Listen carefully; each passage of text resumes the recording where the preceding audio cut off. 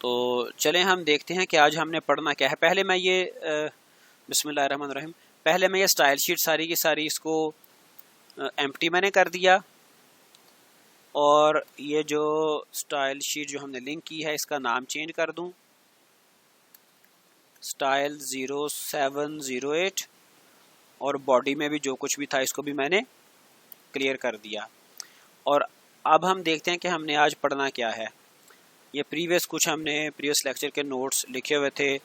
अच्छा बेटा, आज हमने जो देखना है, सबसे पहले हम देखेंगे लिस्ट। ठीक है, कि हम किस तरह से लिस्ट, हमने बाय द वे HTML में पढ़ ली थी। आपको याद है कि हमने दो टाइप की लिस्ट देखी थी, एक ऑर्डर्ड लिस्ट थी और एक अनऑर्डर्ड लिस्ट थी। ठीक है, ऑर्डर्ड लिस्ट वो थी जिसके साथ कोई नंबरिंग 1 2 3 चलती थी।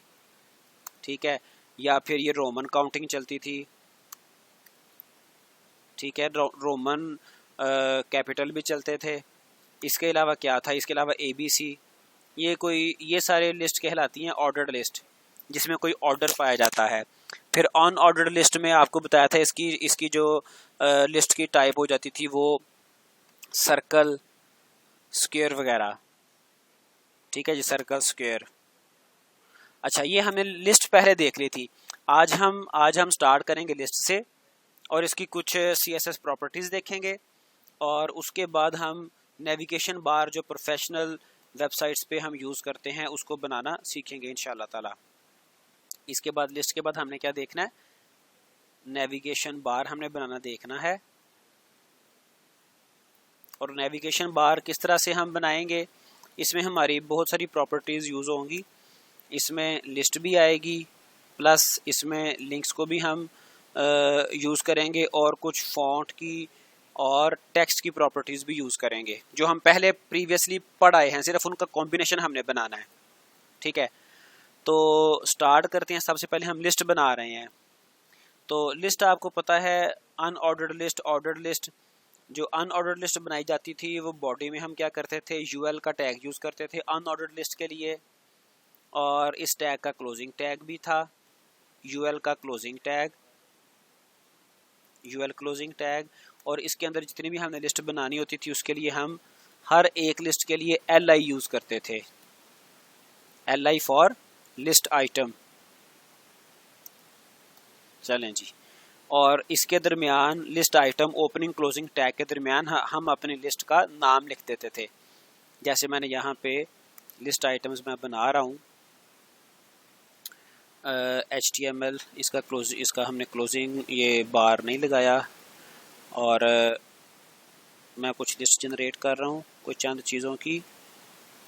यूँ कह लें कि जो हमारे टॉपिक्स हैं, कंटेंट्स हैं, जो हम वेब डेवलपमेंट में या कैपस्टोन प्रोजेक्ट में देख रहे हैं, उन्हीं की लिस्ट एक बना लेते हैं। और ये हमने पहले देखी हुई है, पढ़ी हुई है, HTML, CSS, PHP, MySQL। ठीक है, इसको सेव करूँगा, और इसको जब हमने वेब पेज को चलाना है 7/8/2020 जी, तो ये इसकी आप देख लें कि इसकी आउटपुट आपको नज़र आ रही है। ठीक है, और ये लिस्ट क्या थी, ये अनऑर्डर्ड लिस्ट है, इसके साथ कोई ऑर्डर नहीं है। इसकी लिस्ट की टाइप हम चेंज कर लेते थे। पहले हम टाइप चेंज करने के लिए HTML की प्रॉपर्टी यूज़ करते थे। ठीक है, यहाँ पर हम टाइप की प्रॉपर्टी लिखते थे, इक्वल का साइन यूज़ करते थे, और यहाँ पे हम लिख देते थे स्क्वायर। ठीक है, तो जब हम इसकी टाइप चेंज करते थे तो ये लेफ़्ट साइड पे देखें, पहले ये हमारे पास वो सर्कल से बने हुए आ रहे थे, लेकिन अब स्क्वायर आ गए। अच्छा, HTML में हम ये टाइप यूज़ करते थे UL टैग के अंदर। अच्छा, अगर हमने यही प्रॉपर्टी CSS में यूज़ करनी है, चूँकि मैंने आपको शुरू पे बताया था कि HTML की प्रॉपर्टीज़ हम नॉर्मली लेटेस्ट डिज़ाइन में आजकल अवॉइड करते हैं।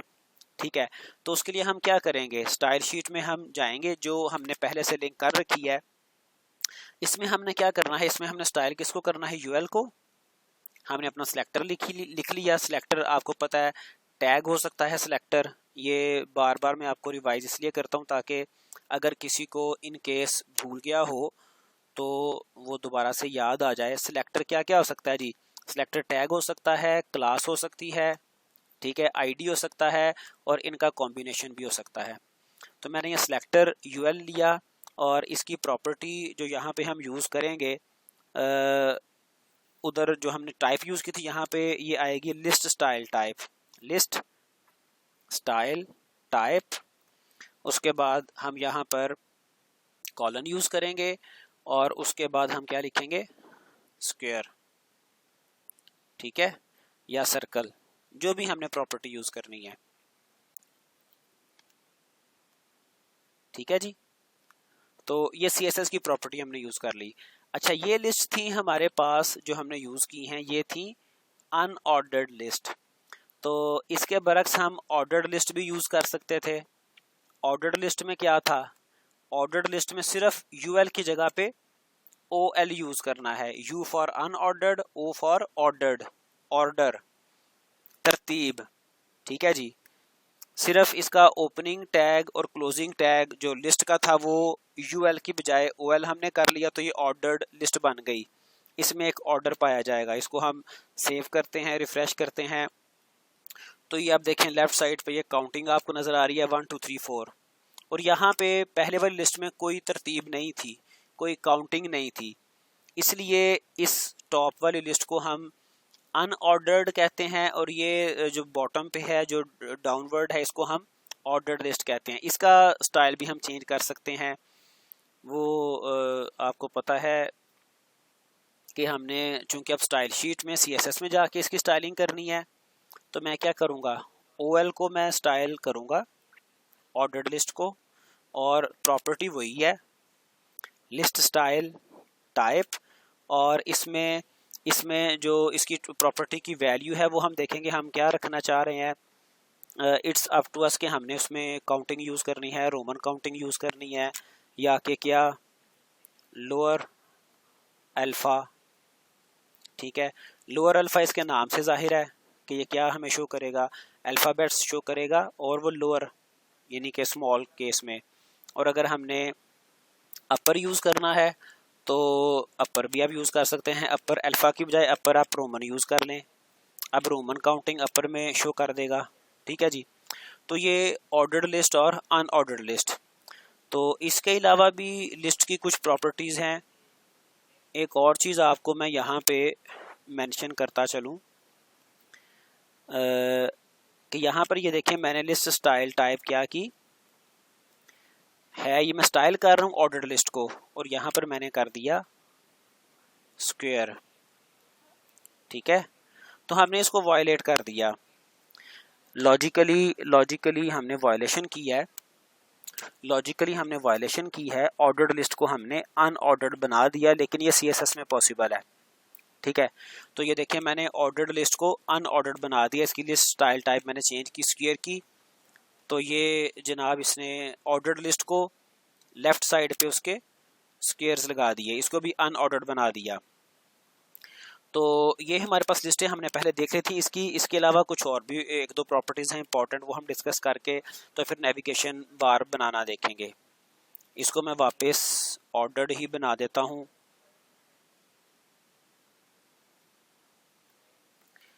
जी अच्छा, इसको मैं ऑर्डर ही बना देता हूँ लोअर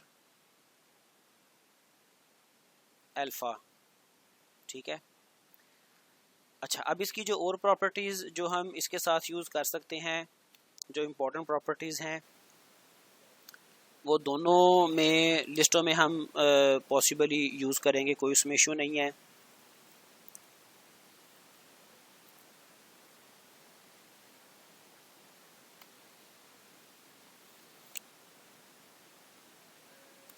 एक इसकी प्रॉपर्टी है लिस्ट स्टाइल पोजीशन की वैल्यू इनसाइड या आउटसाइड हम रख सकते हैं। ये बाय डिफ़ॉल्ट इसकी थोड़ी सी प्लेसमेंट, ये जो इसका टेक्स्ट का एरिया था ये देखिए उसके अंदर ही उसने इसको इसके जो बुलेट्स हैं वो इंक्लूड कर लिए, ठीक है। और अगर इसको हम आउटसाइड करेंगे तो ये पहले वाली पोजीशन पे वापस चला जाएगा। ये इसकी एक दो प्रॉपर्टीज़ हैं इंपॉर्टेंट लिस्ट की। अच्छा, अब हमने देखना है कि हम किस तरह से नेविगेशन बार प्रोफेशनल बनाते हैं। तो उसके लिए प्रोफेशनल नेविगेशन बार बनाने के लिए एक्चुअली हम लिस्ट को ही यूज़ करते हैं। अगर हम इसी लिस्ट को, ये ऑर्डर्ड लिस्ट को अगर हम प्रोफेशनल नेविगेशन बार में चेंज करना चाहें तो हम किस तरह से करेंगे। मैं यूँ करता हूँ कि इस वक्त मैं ऑर्डर्ड लिस्ट को यहाँ से एलिमिनेट कर देता हूँ और हम अनऑर्डर्ड लिस्ट पे काम करते हैं और इसको एक प्रोफेशनल नेविगेशन बार बनाते हैं। और इसमें मैंने आपको बताया कि हमें कई एक प्रॉपर्टीज़ यूज़ करना पड़ेंगी, जैसे ये लिस्ट की प्रॉपर्टीज़ हैं। इसके अलावा हमें लिस्ट के अलावा और कौन कौन सी प्रॉपर्टीज़ हमें यूज़ करना पड़ेंगी। टेक्स्ट की कुछ प्रॉपर्टीज़ जो पहले हम पढ़ आए हैं, फ़ॉन्ट की प्रॉपर्टीज़, ठीक है, पैडिंग, मार्जिन, ठीक है जी, और प्लस लिंक। तो लिंक तो हम लिंक करने के लिए यूज़ करेंगे। अगर हम लिंक नहीं भी यूज़ करते तो कम से कम हमारा नेविगेशन बार हमारा क्रिएट हो जाएगा। उसके बाद हम उसको लिंक इंसर्ट उसमें कर सकते हैं, ठीक है। तो सबसे पहले मैंने जो काम था वो मैंने लिस्ट एक बना ली। अब अनऑर्डर्ड लिस्ट का इसका स्टाइल जो है मैं नन भी कर सकता हूँ, मतलब इसके साथ जो आइकन नज़र आ रहा था लेफ़्ट साइड पे वो मैं रिमूव भी कर सकता हूँ। तो जब मैं इसको नन करूँगा तो ये आप देखें कि इसके लेफ़्ट साइड से जो इसका बुलेट नज़र आ रहा था, बुलेट वो रिमूव हो गया, ठीक है। और इसके अलावा जो इसकी इम्पोर्टेंट प्रॉपर्टीज़ यहाँ पे मैं यूज़ करूँगा, मार्जिन आपको पता है, हमने पहले डिस्कस कर लिया है, 0 पिक्सेल्स। पैडिंग इनसाइड, बॉर्डर के इनसाइड पैडिंग है और बॉर्डर के आउटसाइड मार्जिन।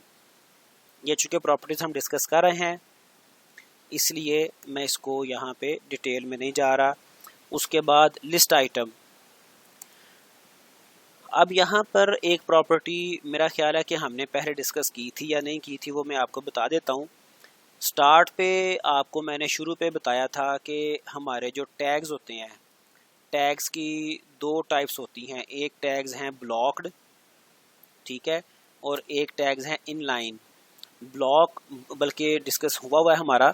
ब्लॉक टैग वो होते हैं जो कि पूरे पेज को कवर कर लेते हैं। जैसे H1 टैग, वो पेज के लेफ़्ट कॉर्नर से लेके राइट कॉर्नर तक वो सारी स्पेस कंज्यूम कर लेता है, ठीक है। जैसे पैराग्राफ टैग, पी टैग, ठीक है। और कुछ टैग हमारे इनलाइन होते हैं। इनलाइन क्या करते हैं, वो जितना कंटेंट वहाँ पर पेज के ऊपर डिस्प्ले होगा सिर्फ वहाँ तक वो स्पेस कंज्यूम करेंगे और सेम लाइन पे वो दूसरे कंटेंट को भी अलाउ कर देते हैं, जबकि ब्लॉक्ड टैग सेम लाइन पे दूसरा कंटेंट अलाउ नहीं करते। और इनलाइन टैग की मिसालें बोल्ड टैग है, अंडरलाइन टैग है, सो ऑन, बहुत सारे टैग्स हैं, ठीक है। तो ये प्रॉपर्टी हम यहाँ पे इसका जो हमारा जो लिस्ट आइटम है, ऑर्डर्ड लिस्ट या अनऑर्डर्ड लिस्ट में लिस्ट आइटम, ये ब्लॉक्ड इसकी प्रॉपर्टी है, ये ब्लॉक्ड टैग हैं, यानी कि ये एक लाइन पे सिर्फ एक लिस्ट आइटम ही शो कर रहे हैं। तो ये प्रॉपर्टी हम यूज़ करते हैं डिस्प्ले, ठीक है।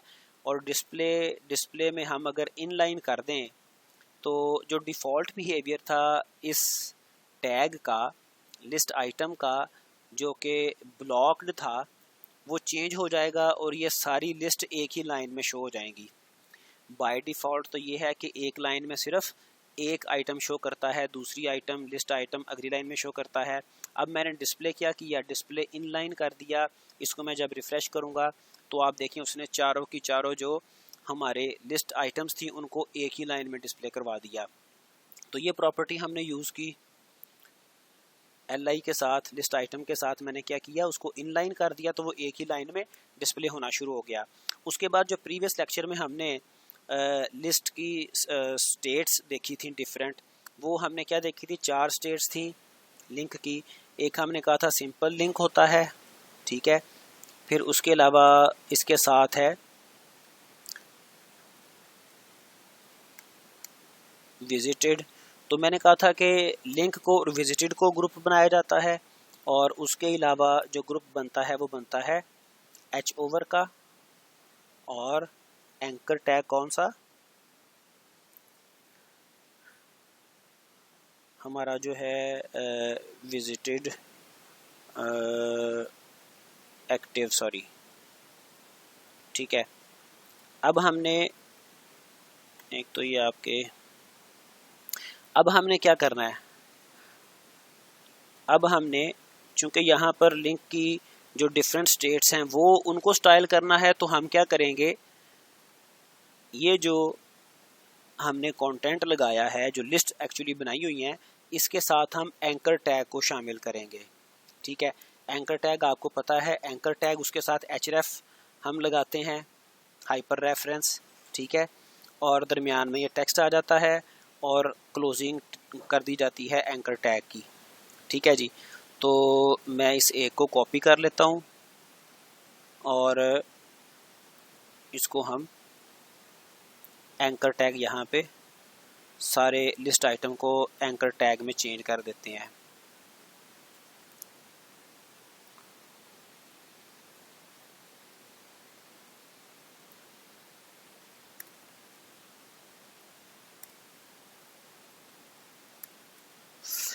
जी,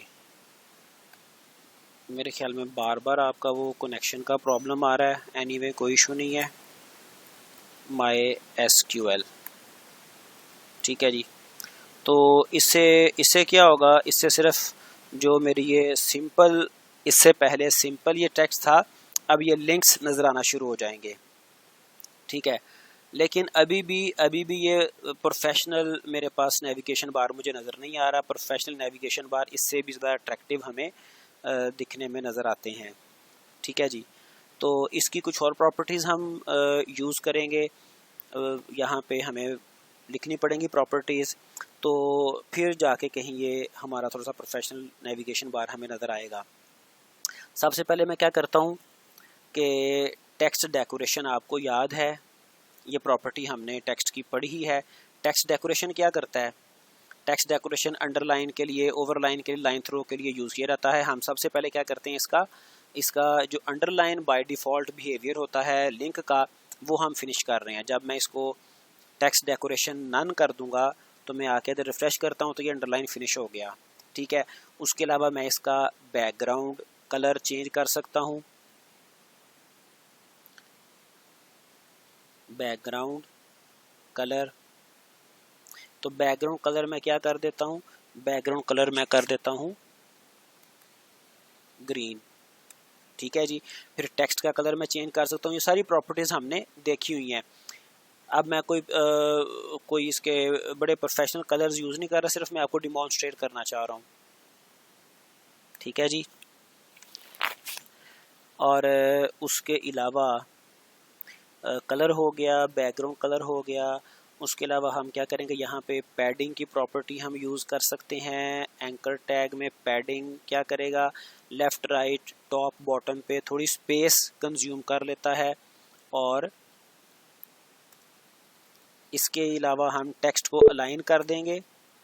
ये जो 10 पिक्सल्स उसने लेफ़्ट राइट साइड पे और टॉप बॉटम पे, ख़ास तौर पे लेफ़्ट राइट की बात कर रहा हूँ, जो उसने पैडिंग यूज़ की है, तो टेक्स्ट को मैं सेंटर लाइन कर दूंगा ताकि सब जो मेरे पास लिंक्स आ रहे हैं उनके दरमियान एक रीज़नेबल सी स्पेस आ जाए, ठीक है जी। चलें, इसके साथ कुछ और भी आप प्रॉपर्टीज़ यूज़ कर सकते हैं, कोई ऐसा इशू नहीं है। अब जब इसके ऊपर कर्सर जाए, पहले इतने को देख लें हम, इतने इसमें देखें मैंने इसका टेक्स्ट डेकोरेशन नन कर दिया। बैकग्राउंड कलर टाइम भी साथ देख रहे हैं, अभी 20 मिनट्स हुए हैं और 3-4 मिनट शायद ऊपर 5-7 मिनट टाइम है अभी। चले, बैकग्राउंड कलर मैंने कर दिया, इसकी डेकोरेशन टेक्स्ट डेकोरेशन नन कर दी, अंडरलाइन फिनिश कर दी, बैकग्राउंड कलर ग्रीन कर दिया, कलर इसका टेक्स्ट का कलर ब्लू कर दिया, पैडिंग 10 पिक्सल्स और टेक्स्ट लाइन सेंटर। इसको मैं सेव करके पहले इसका ज़रा आउटपुट देख लूँ, ठीक है जी। अब ये कलर कॉम्बिनेशन, इसको बल्कि मुझे कलर को थोड़ा सा चेंज करना पड़ेगा। कलर, अब ये आपको मैंने लास्ट टाइम भी बताया था, कलर कॉम्बिनेशन, कलर पूरी एक साइंस है, तो इसमें मैं भी इतना अच्छा नहीं हूँ। बहरहाल इसका कलर मैं वाइट कर देता हूँ। अच्छा सॉरी, ये मैंने बैकग्राउंड कलर वाइट कर दिया। बैकग्राउंड में वाइट करना था, मैंने टेक्स्ट का कलर वाइट करना था। बैकग्राउंड कलर ग्रीन रहने दें और टेक्स्ट का कलर वाइट कर दें। चलें, ठीक है जी। तो अब ये थोड़ी सी इसकी लुक नज़र आना शुरू हो गई, ठीक है। अब इसमें मज़ीद मैं क्या कर सकता हूँ, इसमें मज़ीद मैं ये कर सकता हूँ कि जब ये कर्सर इसके ऊपर जाए तो इसका कलर चेंज करवा दूँ या बैकग्राउंड कलर चेंज करवा दूँ, कोई कुछ भी मैं इसमें कर सकता हूँ ताकि ये आइडिया हो जाए कि जब इसके ऊपर कर्सर जा रहा है लिंक के ऊपर तो कलर इसका चेंज कर रहा है, इम्पैक्ट हमें थोड़ा नज़र आना शुरू हो जाए। पिंक कलर पता नहीं चलेगा कि नहीं चलेगा, और अगर चलेगा भी तो आपको नज़र आएगा या नहीं, देख लेते हैं अभी। ठीक है जी, ये आप देख लें कि ये जब इसके ऊपर कर्सर जा रहा है तो ये इसका कलर चेंज कर रहा है, ठीक है। तो इसमें मज़ीद भी कुछ स्टाइलिंग, कुछ फॉन्ट की, टेक्स्ट की प्रॉपर्टीज़ यूज़ की जा सकती हैं। अच्छा, इसमें एक और देख लें जी। बेटा कोई क्वेश्चन है? गालिबन किसी का माइक ऑन हुआ है, अगर किसका क्वेश्चन है तो पूछ लें। चलें, अच्छा इसमें हम और भी प्रॉपर्टीज़ टेक्स्ट की यूज़ कर सकते हैं, जो भी हम चाहें। टेक्स्ट को हम ट्रांसफॉर्म कर सकते हैं। टेक्स्ट ट्रांसफॉर्म क्या करता है आपको याद होगा, ये अपर केस में लोअर केस में चेंज कर देता है टेक्स्ट को, ठीक है। जो एक आध वर्ड हमारा लोअर केस में है वो सारे अपर केस में हो जाएंगे, ठीक है जी। तो इस तरह के हम नेविगेशन बार आमतौर पे प्रोफेशनल वेबसाइट्स में यूज़ कर सकते हैं। अब इसमें हमने एक प्रॉपर्टी यूज़ की थी डिस्प्ले इन लाइन, ठीक है। अगर मैं इसको इन लाइन को फिनिश कर देता हूँ तो नेविगेशन बार जो हमारी पहले ये हॉरिजॉन्टल शो कर रहा था तो ये वर्टिकल हो जाएगी, ठीक है जी। इसको मैंने सेव किया और ये अच्छा, अब इसमें ये देखें, ये टेक्स्ट जो है दरमियान में एक दूसरे के ऊपर ये आपको नज़र आ रहा है कि चढ़ा हुआ है, ठीक है। इसको हम देख सकते हैं, इसको कैसे हमने ठीक करना है। अनऑर्डर्ड लिस्ट, इसका हम अगर पैडिंग मार्जिन, यहाँ पे हमने इसकी पैडिंग 10 पिक्सल्स की है। यहाँ पे अगर मैं लिस्ट आइटम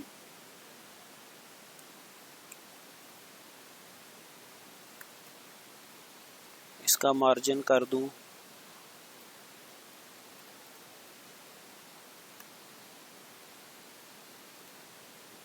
मार्जिन से नहीं ये हो रहा।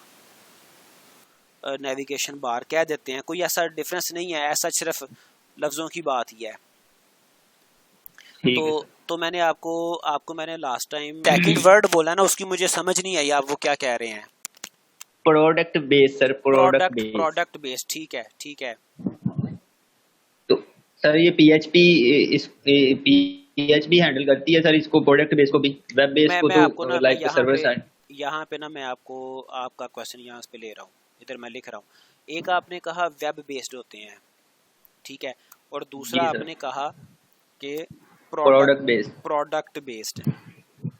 ये प्रोडक्ट बेस्ड के फीचर्स क्या होते हैं ये थोड़ा सा मुझे बताएं, क्योंकि मेरे ख्याल में वेब बेस्ड का प्रोडक्ट बेस्ड के साथ कोई कंपैरिजन नहीं है। मेरे ख्याल में वेब बेस्ड प्रोजेक्ट्स के साथ डेस्कटॉप एप्लीकेशंस का वेब बेस्ड एप्लीकेशन हो सकती है, ठीक है, और इसके मुकाबले में डेस्कटॉप एप्लीकेशन हो सकती है। और अगर आजकल बात करें तो आजकल क्या है जी, मोबाइल ऐप्स हो सकती हैं। लेकिन ये जो आपने एक नई टर्म मुझे बताई है प्रोडक्ट बेस्ड, ये कोई फीचर तो हो सकता है लेकिन ये कोई एज सच कंपैरिजन नहीं है। ये भी प्रोडक्ट बेस्ड, ये भी बेटा आपकी आवाज कट गई, लाइक एटीएम मशीन आपकी बेटा आवाज का नेटवर्क इशू होगा, आपकी आवाज कट गई, दोबारा रिपीट कीजिएगा काइंडली। नेटवर्क इशू होगा। हाँ अब क्लियर है। ये भी मैंने कहा ये भी जो प्रोडक्ट बेस हैं ये भी डेस्कटॉप की तरह ही हैं, जिस तरह लाइक कोई भी एप्लीकेशन आप डेस्कटॉप पे चला रहे होते हैं, जिस तरह एटीएम है एटीएम भी तो किसी एप्लीकेशन के थ्रू लाइक ऑनलाइन चल रही होती है, हम्म। वो भी एक प्रोडक्ट है एटीएम। वो मैं आपको बताता हूँ, या वो मैं आपको जी बताता सर। हूँ।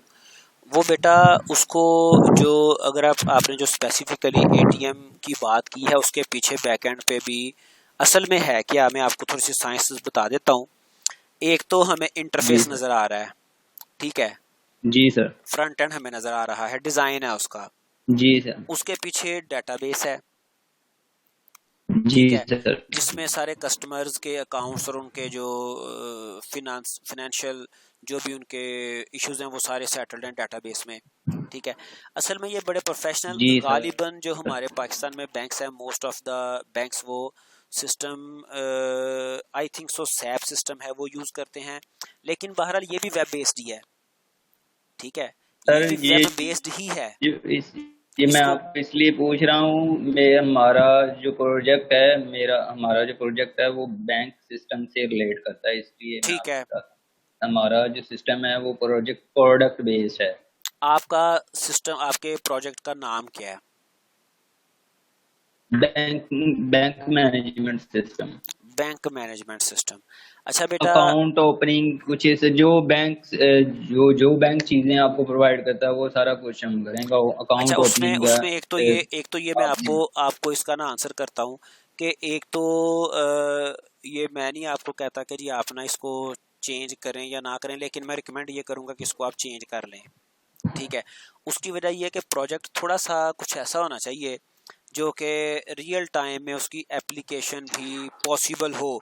अब बैंक्स जो हैं वो आमतौर पे यानी कि सिस्टम्स बने बनाए लेते हैं, ठीक है। अब मुझे ज़्यादा उसके बारे में मेरी रिसर्च नहीं है, लेकिन वो SAP system I think so use करते हैं।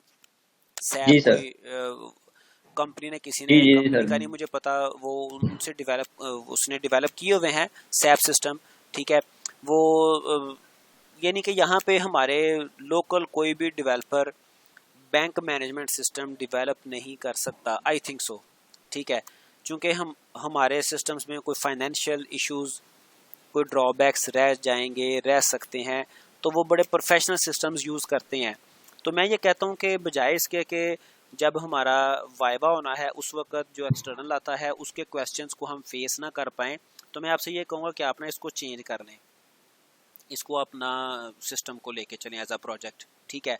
और जो प्रोडक्ट बेस्ड हैं बेटा, जो हमारे वेब बेस्ड प्रोजेक्ट्स हैं, सिस्टम्स हैं, एप्लीकेशंस हैं, वेबसाइट्स हैं, वो भी असल में एक प्रोडक्ट ही होती है ना, एक प्रोडक्ट है, ठीक है सर। उसका कोई कंपैरिजन नहीं है। प्रोडक्ट बेस्ड को हम वेब एप्लीकेशन के अगेंस्ट उसके कंपैरिजन में नहीं लेके आ सकते।